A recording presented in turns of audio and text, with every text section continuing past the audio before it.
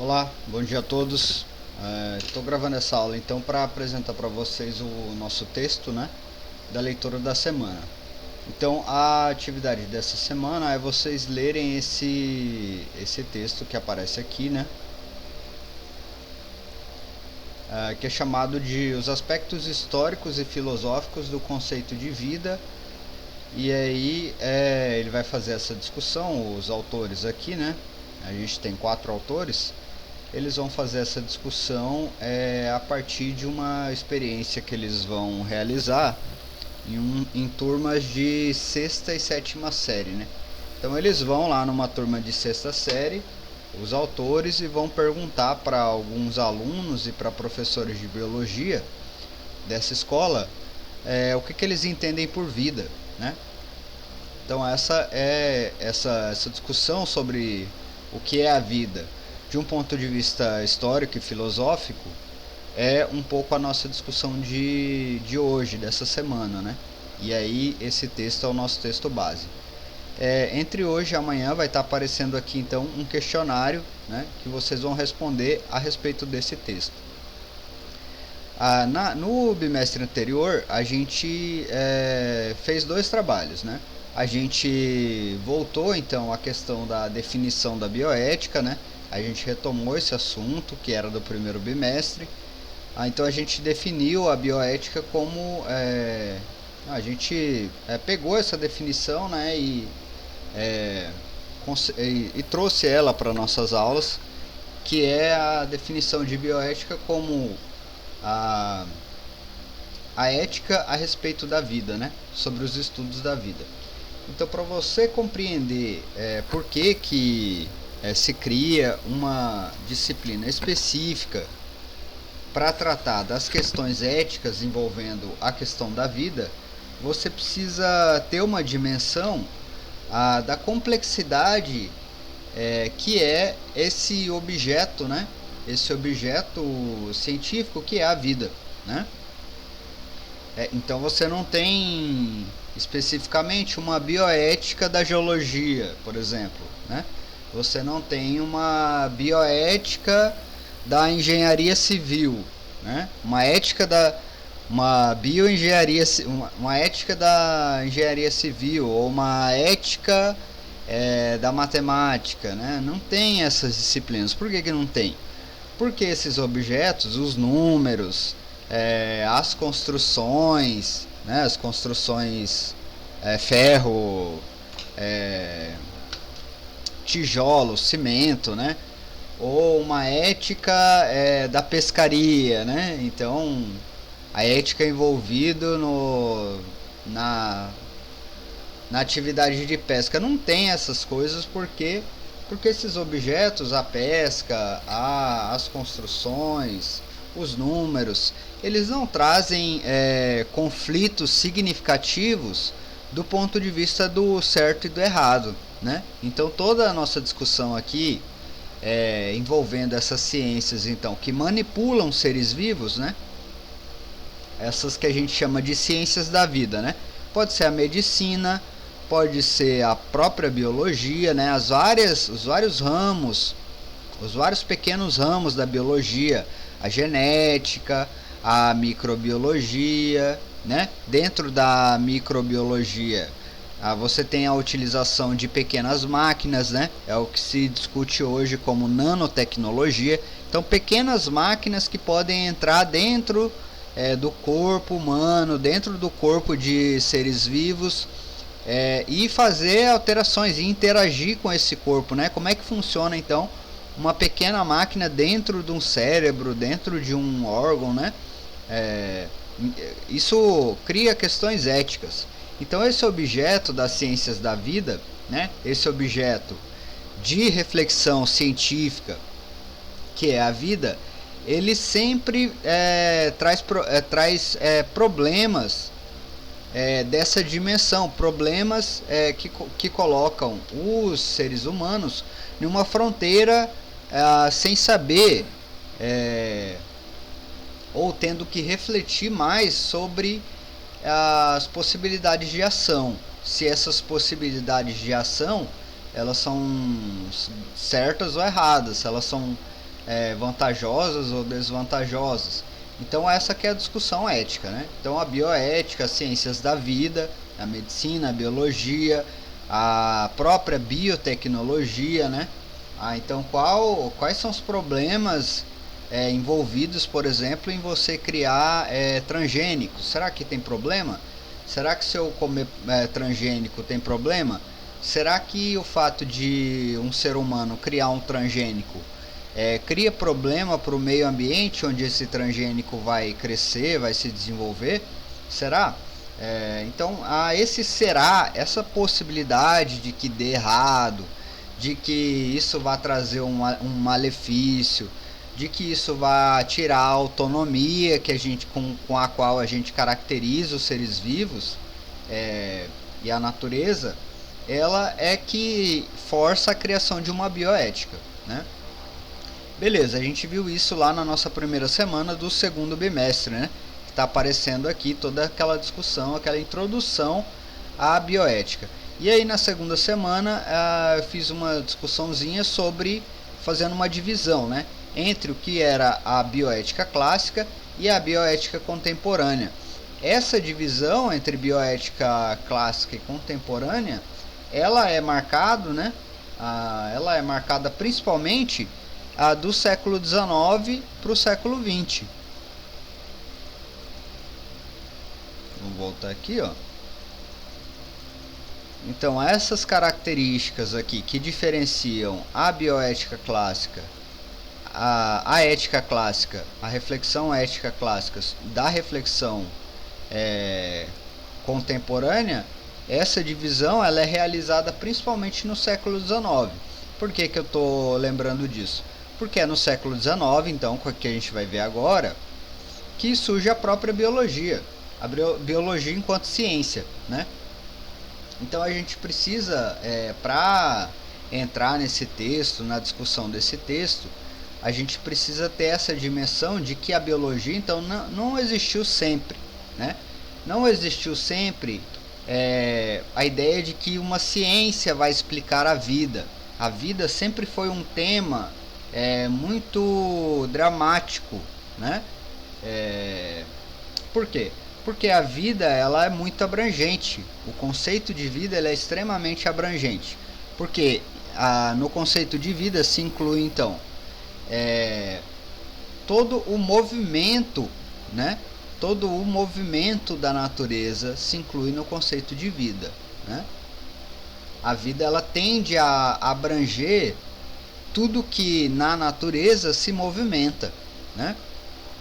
Os ventos se movimentam, a água se movimenta, né? Então tudo isso é vida, né? Aí quando chega o século XIX, surge uma ciência da vida, que é a biologia, né? Aí o que faz uma ciência, né? Essa é a reflexão, essa é a primeira reflexão que a gente precisa marcar. O que é uma ciência? O que é uma ciência, né? O que diferencia uma ciência de qualquer outro discurso? O que diferencia uma ciência de uma religião? O que diferencia uma ciência de de um jornal? O que diferencia o argumento de um cientista para o argumento de um jornalista ou de um pastor ou de um pai, né? O que diferencia? Então a gente vai perceber que a ideia de ciência que a gente tem contemporaneamente, a ciência é um campo da cultura humana, né? Um campo da reflexão, do discurso humano, que procura estruturar os seus argumentos. Precisa estruturar os seus argumentos. Procura evitar as contradições, né? Então, quando surge a biologia como ciência, surge também a necessidade, então, de estruturar os argumentos que definem a vida, né? Então, já que você é cientista, já que a ciência está à procura, então, desses argumentos organizados, né? desses argumentos coerentemente organizados. O que significa coerente? Significa que não tem ponta solta, né? Ou se tem ponta solta, o cientista ele vai apresentar a você esse argumento como ponta solta, né? É mais ou menos assim, tipo assim, você vai discutir com uma pessoa de uma perspectiva religiosa. A pessoa está partindo de uma perspectiva religiosa, religiosa cristã, para fazer uma defesa de que existiu o dilúvio, né? Esse fenômeno do dilúvio que está narrado lá na Bíblia. E aí, na argumentação dela, por exemplo, ela entra na história do Noé, da Arca de Noé. Tudo bem, ela está contando a história lá que ela quer, né? Que ela acredita e que ela quer te convencer. E aí, nessa discussão, você, por exemplo, coloca o problema, né? Mas aí, como que todos os animais, então todos os animais vivos, né? Toda a vida, já que tudo foi inundado nesse dilúvio, né? Toda a vida teve que ser colocada em um grande barco, né? Aí você fala, isso aí parece uma metáfora, né? Parece uma metáfora. O que é uma metáfora? É algo que sugere uma verdade, né? Que sugere uma verdade, mas que não é literal. Não é literal. Literal é quando é ao pé da letra. Ao pé da letra. Eu posso falar assim, me dá um copo d'água, né? Eu estou sendo, de certa forma, não é a metáfora, né? É uma outra figura de linguagem, mas demonstra um pouco esse argumento. Eu quero um copo d'água, é uma metonímia, né? Que há uma figura de linguagem próxima da metáfora também. Eu quero um copo d'água. O copo que você quer é feito de água, né? Ou você quer o copo ou você quer a água que está dentro dela? Você quer beber a água, na verdade, né? Mas na nossa linguagem, a gente usa essas figuras de linguagem, metáforas, metonímias, né? Que permitem a gente comunicar uma ideia. Então a gente não faz uma narração detalhada daquilo que a gente está pensando. Para se comunicar, muitas vezes a gente usa figuras, né? E aí com essas figuras a gente consegue se situar no mundo, né? Então quando eu peço um copo d'água, eu estou pedindo água para beber, né? Eu não estou pedindo nem o copo, né? Nem um copo de vidro ou de plástico, nem um copo feito de água, né? Não existe um copo feito de água. Copos são feitos disso, de vidro, de plástico.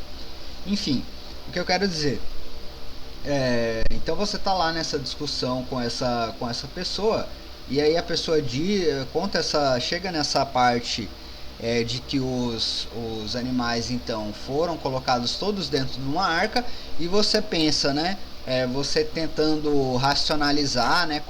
Compreender isso no mundo, no nosso mundo real, você entende isso como uma metáfora, né? Então não é que todos os animais foram colocados numa arca, ou num barco, né? Num grande barco, mas é metaforicamente, né? Então Deus salvou então algumas almas, né? Dentro desse barco. Pode ter sido assim, né? Pode ser assim que a pessoa esteja entendendo. E aí você vai argumentar então com essa pessoa, ou questionar ela se ela está fazendo uma metáfora. Então quando você fala em um grande barco, você está fazendo uma metáfora, né? Quando você diz que todos os animais foram colocados nesse barco, você está fazendo uma metáfora, é uma figura assim imaginária, que sugere uma realidade, mas que não é a realidade literal, né? E aí a pessoa vai dizer que não, que é literal, e aí literalmente, né? Você percebe a contradição, porque literalmente fica difícil de colocar todos os animais, né? Se você falar com um biólogo, por exemplo, né? Então vamos perguntar para um biólogo assim, qual é a possibilidade de colocar todos os animais, né? Um biólogo é um cara que fica estudando animais, né? Então ele estuda muitos animais, ele se interessa muito por animais, ele vai em tudo quanto é tipo de lugar procurar animal, né? No fundo do oceano, ele usa microscópio para encontrar animais, né? Ele dá outros nomes para esses animais. Eu estou usando animais de uma forma muito genérica aqui, né? De uma forma genérica, esses seres vivos, né? Ele procura esses seres vivos. Aí você pergunta para ele, seria possível colocar todos os seres vivos então dentro de uma arca? Aí ele vai dizer que não, né? Porque é isso, são muitos insetos, são muitas espécies, muitas variações, né? Tem os peixes, tem crustáceos, tem uma infinidade de micro-organismos, né? E tal. Então é isso. A ideia de ciência, ela sempre remete a isso. Para ser uma ciência, precisa de uma argumentação coerente, né? Uma argumentação coerente não quer dizer que é um argumento inquestionável. A ciência nunca é inquestionável, né? E isso eu estou falando para vocês com base na própria história da ciência, né? Então, como é que a ciência vem se desenvolvendo? A ciência vem se desenvolvendo de uma forma que cada vez mais ela reafirma que não há verdades inquestionáveis, não há verdades definitivas, né? A ciência, ela propõe teorias, né? Teorias explicativas. O que são teorias, essas teorias explicativas? São esses conjuntos de argumentos, né? Um conjunto de argumentos para provar um ponto, né? Aí essa tentativa de provar não é que tipo assim, então o que a ciência falou não pode ser questionado. Pode, mas você precisa do que para questionar uma teoria, um conjunto de argumentos? Você precisa de outro conjunto de argumentos. E aí você vai debater, né? Então, esse é o meu conjunto de argumentos, esse é o meu conjunto de argumentos.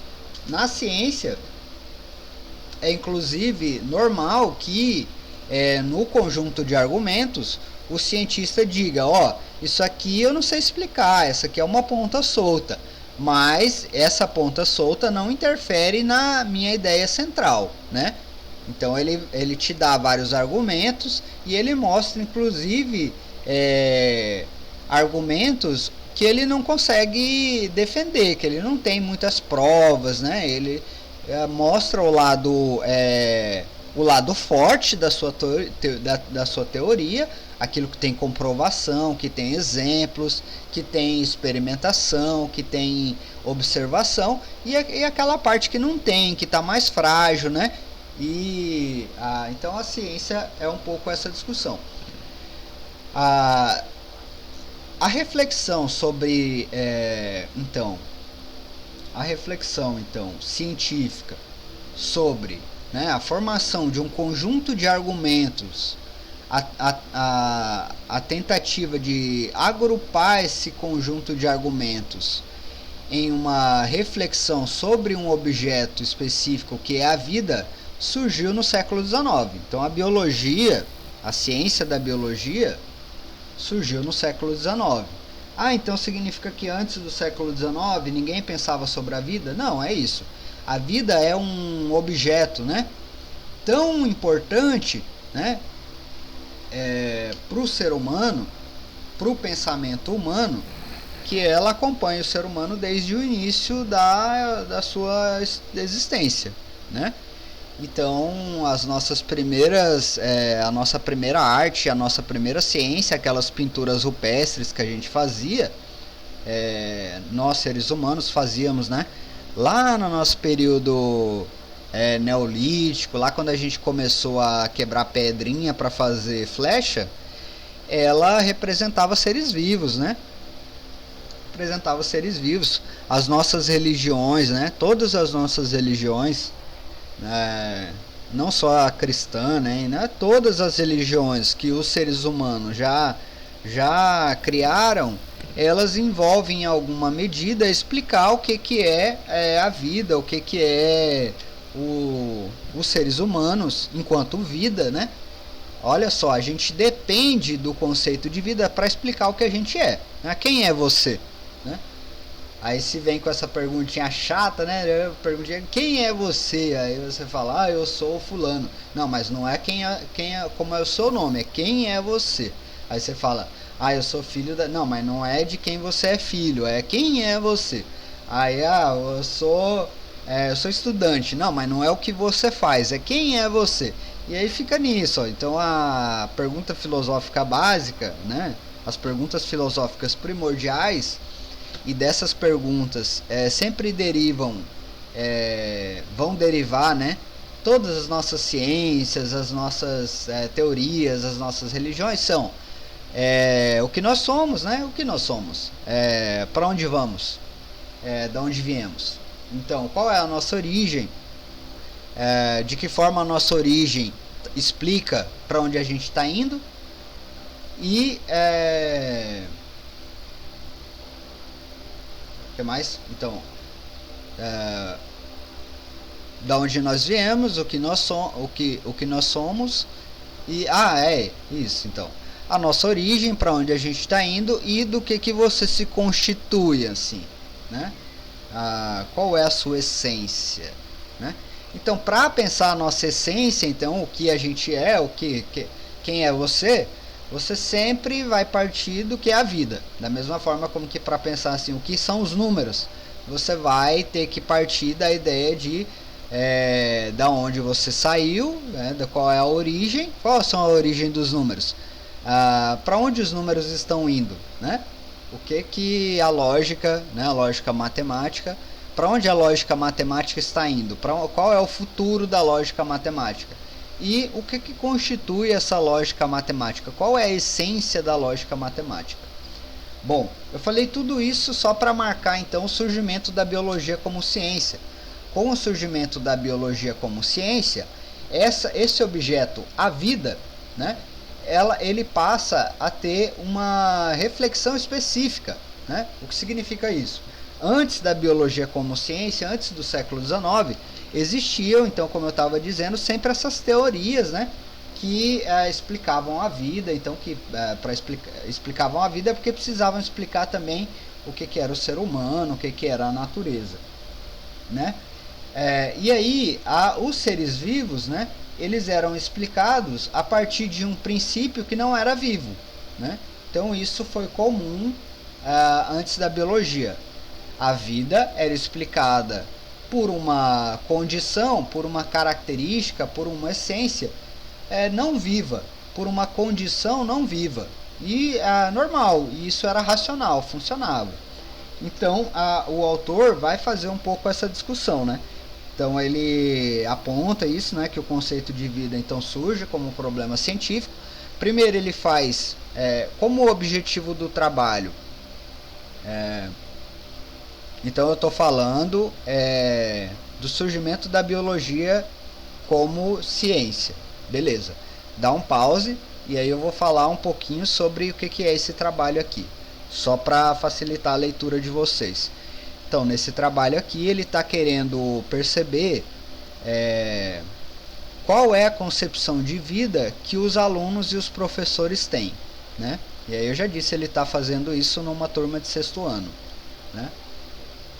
Aí ele faz essa introdução, onde ele vai discutir um pouco da perspectiva dele de biólogo, né?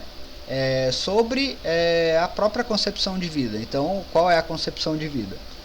Então, ele vai mostrar que a concepção de vida, ela começa a ser refletida no século XIX, né, quando a biologia surge, só que continua até hoje uma grande dúvida, né? Não há um fechamento dessa questão, né? E eu estava dizendo que a ciência justamente não é fechamento, ela não coloca a explicação final, né? A ciência não dá a explicação final sobre tudo. A ciência coloca problema, né? Problema.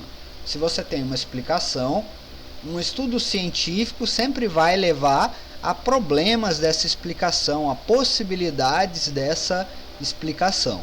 Então, quando você vê alguma pessoa falando assim, a ciência, trazendo a ciência como um argumento final, assim, como uma verdade inquestionável, você já pode duvidar, você já pode fazer uma pesquisa mais aprofundada, e aí você vai perceber que na ciência não tem muito disso não, né?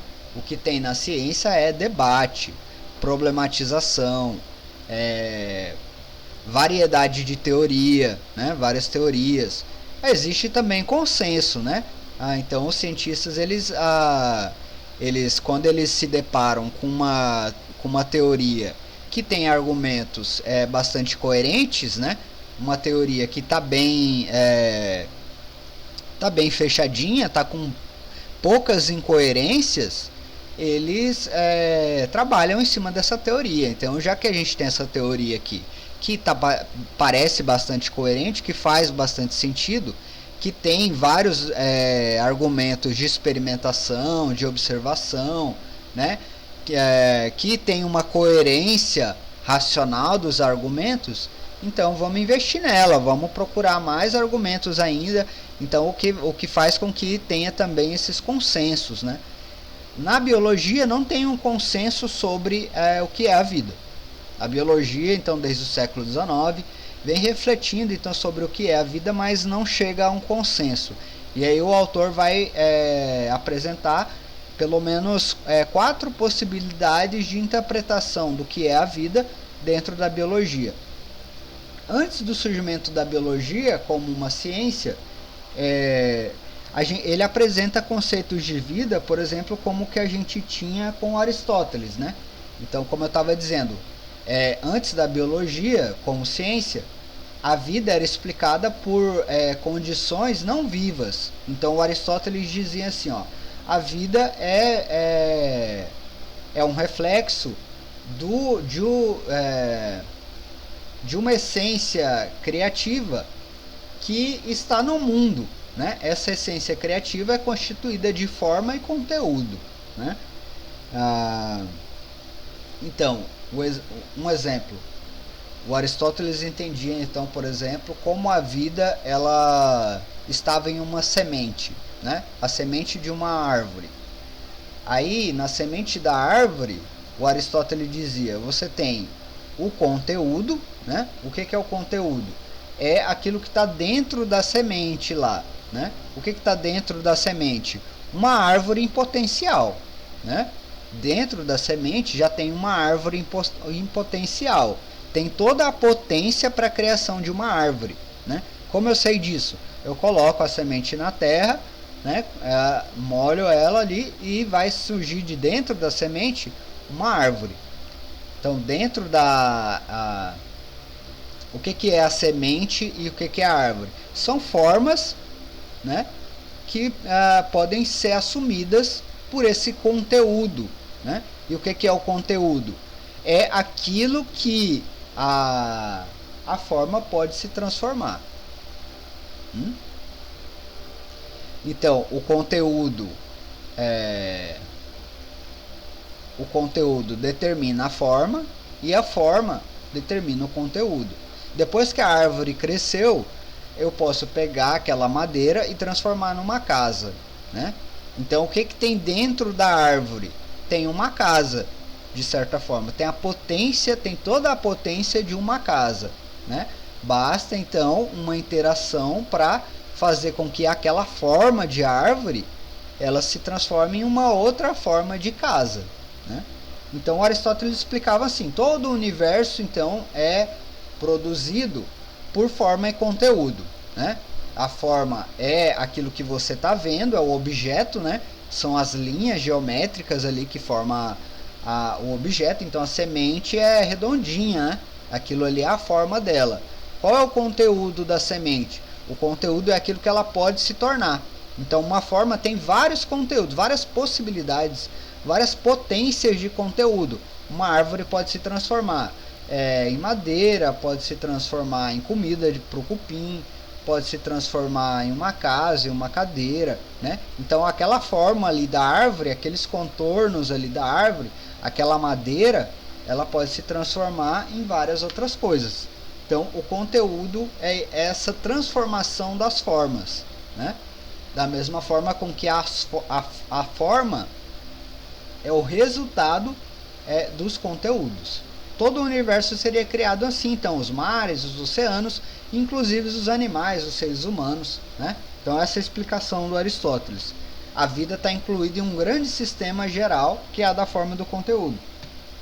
Aí ele apresenta também a concepção dos cristãos, né, com o Tomás de Aquino. O Tomás de Aquino fez uma interpretação do pensamento do Aristóteles, isso lá na Idade Média, né, lá no século XIII, no século XI, né? E aí os cristãos interpretam então a vida dentro de um grande sistema, né, que não especifica só a vida, mas que explica todo o cosmos, todo o universo. A vida então é aquilo que salva, né? A vida é como uma dádiva, né? A vida é aquilo que salva da morte, né? Aquilo que difere da morte, né? Nesse sentido ela é uma dádiva. Assim como então a vida pode ser o ser vivo, né? Então pássaro, o crocodilo, o hipopótamo, ou pode ser também a vida humana, né? O que eu faço na minha vida, a minha profissão. Então vocês são cristãos, então vocês sabem que na concepção cristã o nosso período de vida, a nossa existência, que os nossos 70, 80 anos de existência, eles são o quê? Uma espécie de provação para você voltar então a um reino das essências, né? Que é esses reinos da alma, o céu, né? Então a nossa alma seria meio que o conteúdo, né? Aquilo que a gente pode se tornar, e a nossa forma é o nosso corpo, né? Aí a forma, o corpo, ele tem que passar por essa provação que é a vida terrena para alcançar um conteúdo superior, que é essa vida das almas, né? Na vida das almas aí não tem tempo, não tem trabalho, aí é só aproveitar, né? Na vida da alma. Aí você também não tem mais problema com o bem e o mal, já está tudo resolvido, né? Mas para alcançar essa potência você precisa passar pela vida. Então a vida é o que protege o ser humano de uma destruição, do mal, né?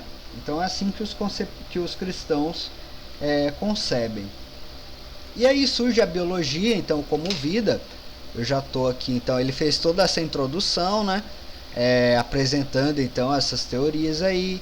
Aí ele, né? Aqui ele fala nessa introdução, ele fala da importância então de se definir uma base teórica da biologia. Ele diz que não tem uma teoria final sobre a vida, mas que tem um debate, né, sobre o que é a vida e como é importante para a biologia, então, refletir sobre o conceito de vida, né? Porque os alunos, então, eles vão estudar biologia, e aí, às vezes, ele chega lá no terceiro ano, terminou o curso de biologia do ensino médio e não tem uma concepção de vida, né? Ou, o que é um conceito de vida? Algo que seria um pouco diferente de só atribuir as características, né? O que geralmente é ensinado para vocês no ensino médio, né? A maior parte dos livros trazem isso, as características da vida. Então a vida é aquilo que se reproduz, é aquilo que tem metabolismo, né? Vai elencando quais são as características da vida. Só que isso não ajuda muito do ponto de vista da explicação, porque às vezes um animal vai ter um ser vivo, né? Vai ter 2, 3 dessas características, mas não vai ter as outras 4, né? E o outro vai ter as outras 4, mas não vai ter as 3 primeiras. Então acaba que isso, né? Quando você tem um conceito de explicação do que é a vida, esse conceito tem que se aplicar a todas as vidas, né? Esse que é o desafio da ciência, da biologia, né? Explicar então o que caracteriza todos os seres vivos, toda a história da vida, desde o surgimento das primeiras células até os vírus, até a vida inteligente, né? Que somos nós, os golfinhos, né? Esses seres que têm uma capacidade neuronal maior, né? Então essa primeira parte ele vai falar um pouco disso, defender essa necessidade. Aí depois ele ele apresenta o Aristóteles e o pensamento cristão, que é o que eu estava falando, e aí ele vem aqui no 2.1 falando o conceito de vida na ciência contemporânea. Aí ele vai apresentar 4 teorias, né? Elas são marcadas aqui, ó. A vida como autopoiese, a vida como seleção de replicadores, a vida como interpretação de signos e a vida como autômatos com evolução aberta, né? Eu fiz um resumo dessas 4 em 3. Então eu já falei para vocês um pouco do surgimento da biologia, o que significa o surgimento da biologia enquanto ciência, né? Significa que surgindo a biologia como ciência, surge também a proposta de criar uma teoria estruturada para explicar a vida, né? E aí a gente pode dividir essas teorias estruturadas em 3. A teoria vitalista, né? O que é a teoria vitalista? É aquela que entendia, então lá no século XIX tinha bastante desses biólogos vitalistas. Os biólogos vitalistas, eles entendiam que a vida ela possuía uma espécie de essência, né? Eles chamavam essa essência de fluido vital, né? Nesse momento você tem muito daqueles experimentos, por exemplo, de deixar então comida, resto de roupa, sujeira, carne, né? E aí ver lá os vermes surgindo disso, os ratos surgindo disso, né?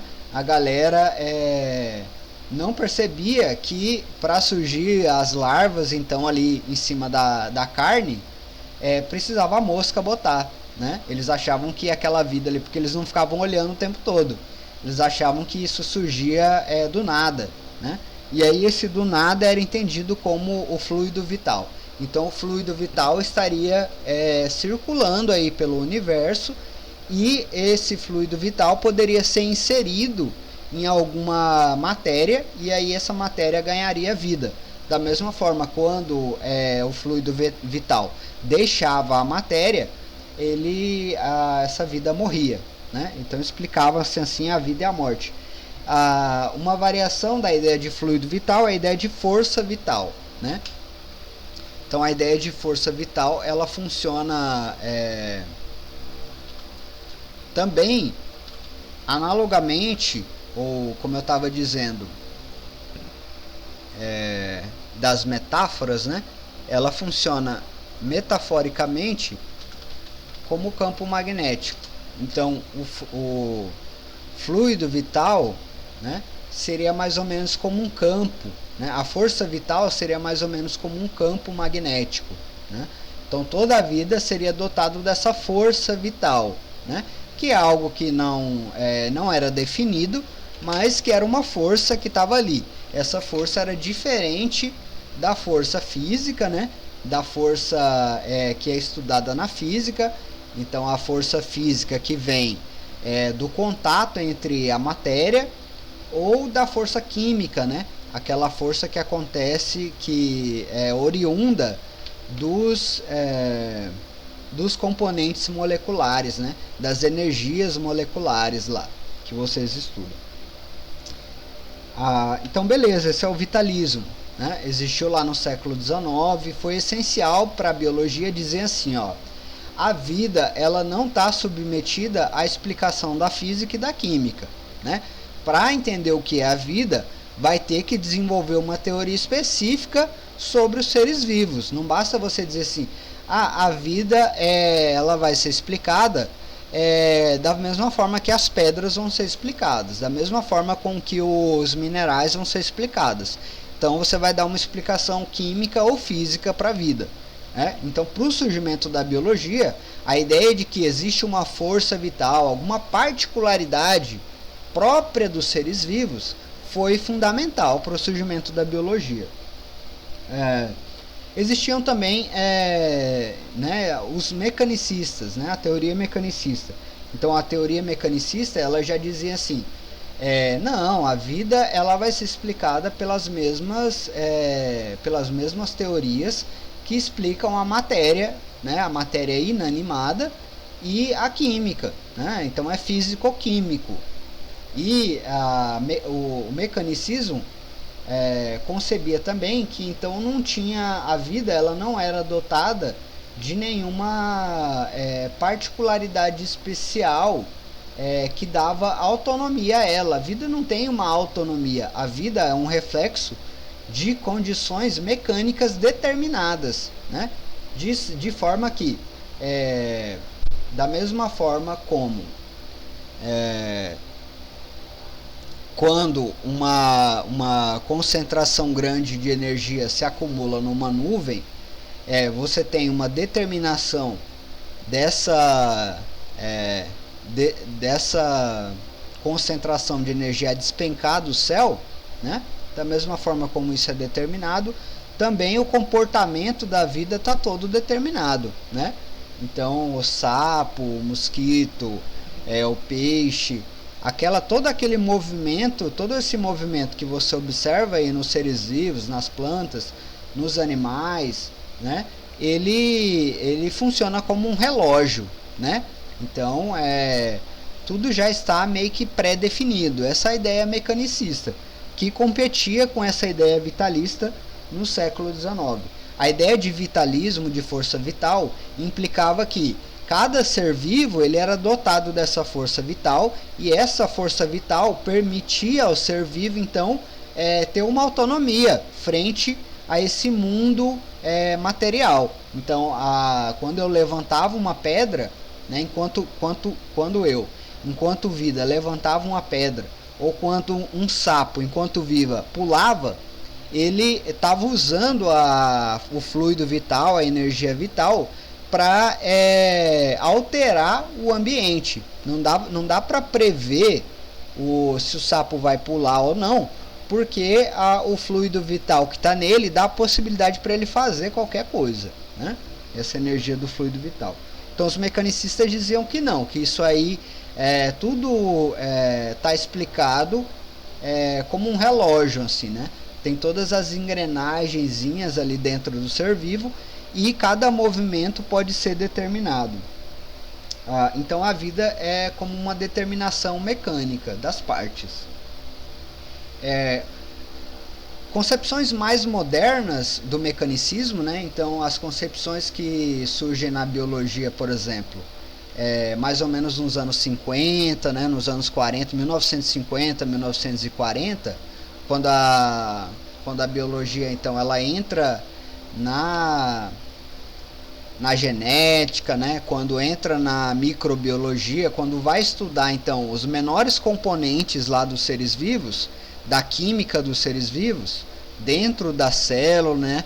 As enzimas e tudo mais, tudo que está dentro da célula lá, as moléculas, as pequenas moléculas que estão dentro das células, quando vai se estudar isso, se percebe que existem vários mecanismos ali dentro, né? Então, interpretações mais modernas do mecanicismo não vão dizer que está tudo determinado, que a vida está toda determinada pela física e pela química, né? Então, pelas interações químicas e pelas interações de força física, né?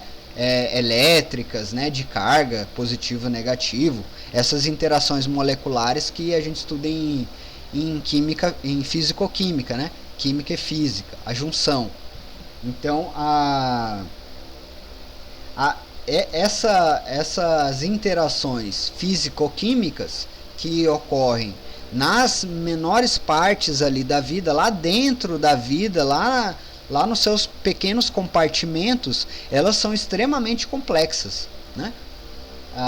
Vocês aprendem um pouco dessa concepção mecanicista complexa na disciplina de biologia, né?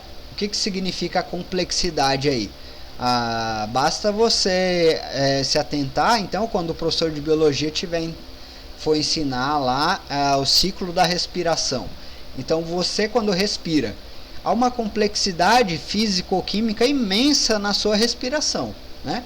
Porque o oxigênio ele entra no seu organismo e aí ele é quebrado, ele é levado para um lado, ele é transformado em outra coisa, né? Ele passa por uma infinidade de compartimentos, e aí é preciso explicar então todo esse movimento que acontece na respiração, né?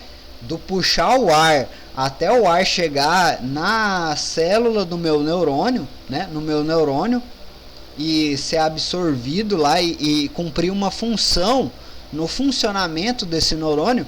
Até explicar todo esse movimento, você tem que passar por uma série de condições físico-químicas. Essa é a complexidade, né? Então não é como só um relógio, né? Porque um relógio você desmonta e você olha ali as partes, né? Você tira uma parte, né? E no ser vivo é uma complexidade quase infinita, né? A gente pode dizer infinita, uma complexidade infinita, porque vai variar de indivíduo para indivíduo também, né? A respiração, por mais que seja a mesma para todo ser humano, cada indivíduo pode ter uma particularidade físico-química. Então, beleza, é um mecanismo? Pode ser, é um mecanismo físico-químico, né? Nossas células, a nossa respiração, a nossa reprodução, ela é toda físico-química, no sentido de que a física e a química, a junção entre a física e a química, vão explicar então quais são as componentes moleculares, como que é a interação molecular. Só que essa interação ela é extremamente complexa, ela não é determinada, né? Ela é tão complexa que não pode ser determinada ao ponto de eu dizer assim, ó, eu sei quais são as moléculas, então eu já sei o resultado. Não dá para fazer isso, é muito mais complexo. Então esse seria o mecanicismo, né? E aí no século XIX você tem o Darwin, né? E aí o darwinismo, né? A teoria do Charles Darwin, e vários outros cientistas que propunham os mesmos argumentos, né? Argumentos muito parecidos com o do Darwin, vão trazer a argumentação de que a vida então ela não está definida em uma espécie de essência, assim, nem físico-química, de que ela, na verdade, é explicada por um movimento temporal, que é a evolução, né? Então a vida não é propriamente o que ela é agora, né? Ela não pode ser compreendida. Para você definir o que é a vida, você não pode olhar para apenas para a vida que você pode experimentar aqui, o sapo que eu consigo ver, ou a célula que eu consigo colocar no microscópio. Você precisa olhar para o sapo, precisa olhar a célula no microscópio, mas você precisa pensar também essa célula e esse sapo dentro de um movimento temporal, né? Você precisa pensar como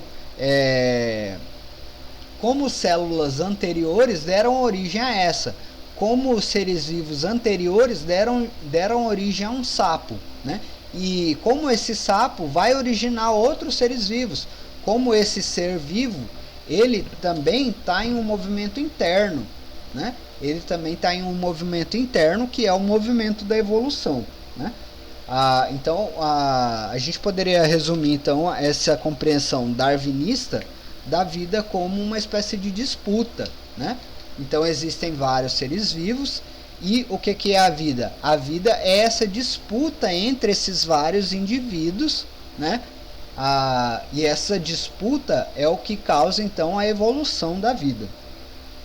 E aí você tem variações, tal como acontece então com a teoria mecanicista, né?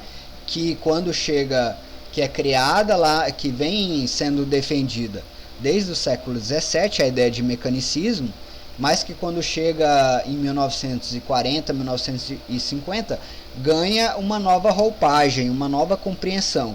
Também a ideia evolutiva, darwinista, também vai ganhando novas compreensões ao longo do tempo. Então, o Darwin escreveu no século XIX, que é o momento de surgimento da biologia. Quando chega, então, a genética, né, os anos 40 e os anos 50, essa compreensão da evolução também ganha novas roupagens, novas compreensões, como é a ideia de replicadores, né?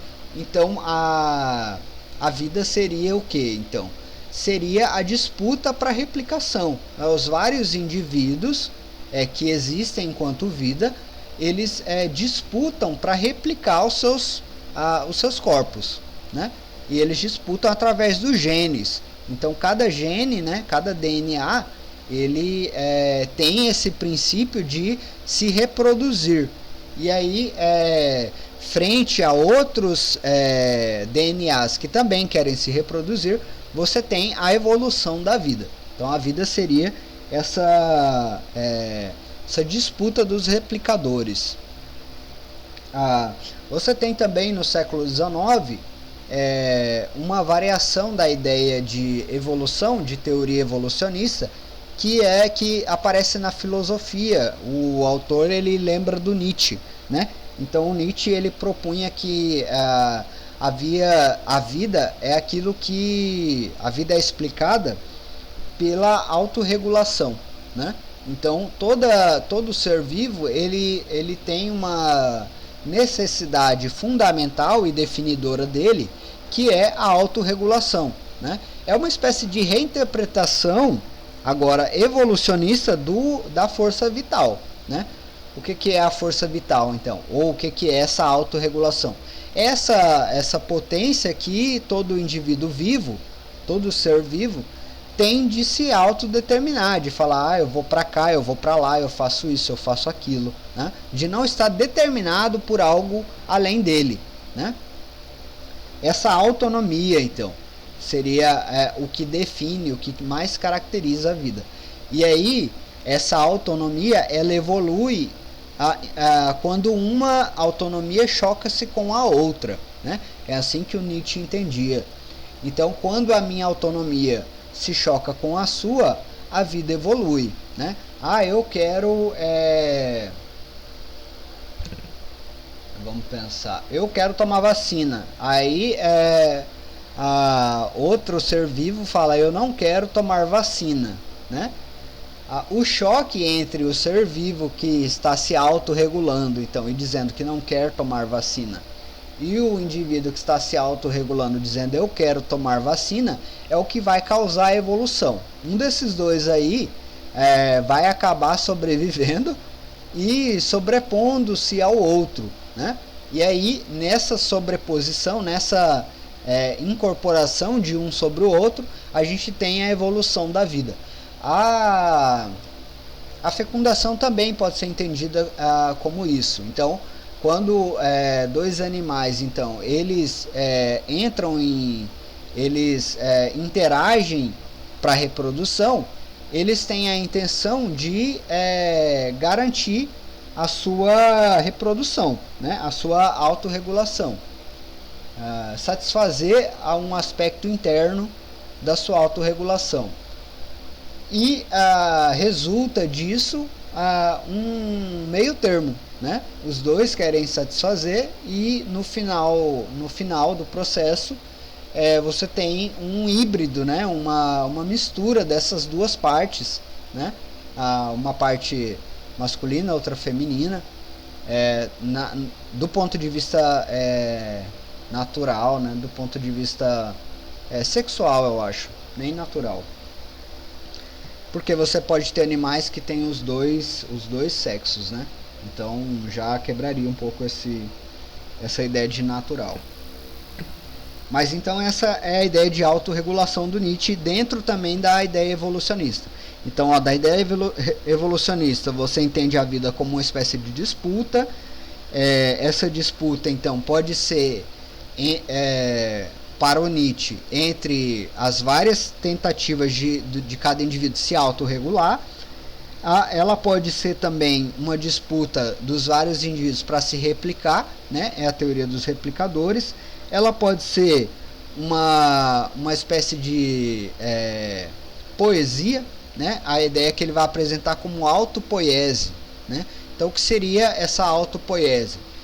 Poesia vem justamente, a poesia pode ser entendida, a ideia de poesia pode ser entendida como oposto da ideia de determinismo, né? Então, se você tem muito na filosofia da ciência do século XIX, início do século XX, a ideia de determinação, de mecanismo, né? De reloginho, tudo funcionando as engrenagens ali funcionando de forma determinista, de forma que se você sabe como começa, você sabe como termina.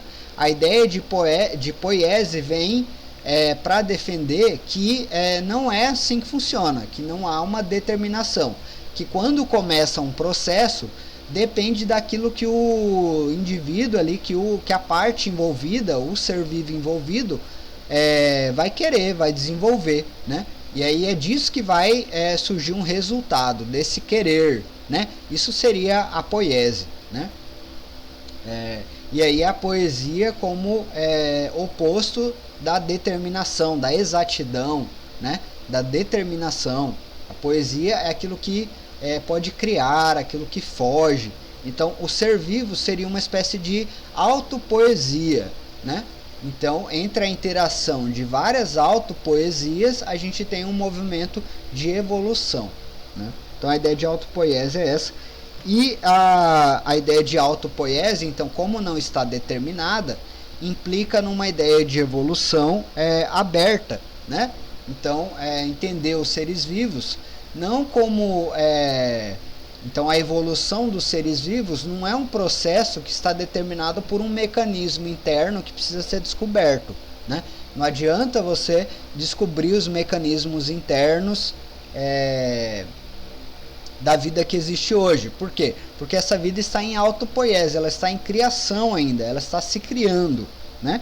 E essa autocriação, então, faz com que a própria evolução ela seja aberta, ela não esteja definida, mas ela vai se modificando conforme o tempo, conforme as condições do tempo, né? A vida se adapta, né? Seria uma boa ideia de adaptação.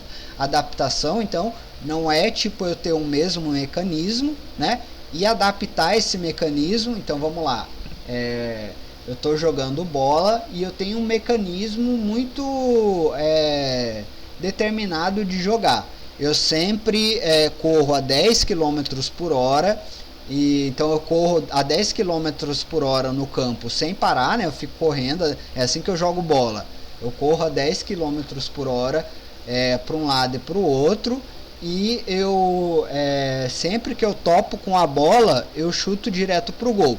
Em qualquer parte do campo que eu tiver, a bola aparece na minha frente e eu chuto pro gol. Então esse seria um mecanismo da minha evolução como jogador. Aí a ideia de evolução aberta é que, na verdade, eu vou adaptando as minhas qualidades enquanto jogador dependendo das condições do jogo, né? Se o outro time está segurando a bola demais, eu não preciso ficar correndo a 10 km por hora para ficar cansado. Então eu fico parado 2 minutos, depois eu dou um estirão, né? Às vezes eu chuto de longe, às vezes eu chuto de perto, né? Às vezes eu dou um carrinho, né? Então essa poiese pode implicar também essa evolução aberta. A ideia de que eu vou me adaptando, a vida vai se adaptando às condições do jogo. Bom, é mais ou menos essa a nossa introdução, e a gente agora vocês vão fazer essa leitura individual do texto, vão responder as perguntas aí que eu vou deixar entre hoje e amanhã, e na semana que vem então a gente vai vir ainda, talvez com a leitura desse texto ou com de um outro texto. Ainda vou decidir. Beleza? É isso. Obrigado.